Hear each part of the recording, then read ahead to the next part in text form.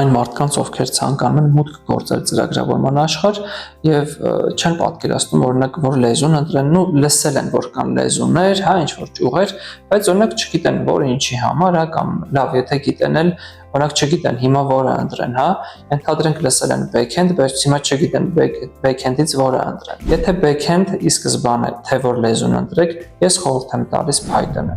Python-ը ինչու, որովհետև անկախ ամեն ինչից նախ շատ պահանջված լեզու է, բավական հեշտ է սովորել, այսինքն իր գրելաձևը բավական հեշտ է, հա, ու փաստացի ինքը ունի շատ ճյուղեր, շատ հետաքրքիր ճյուղեր, այնտեղ արհեստական բանականություն եւ այլն, դա իհարկե շատ հետոյի բան է, բայց ի սկզբանե թաթախվել մի լեզվի մեջ, որը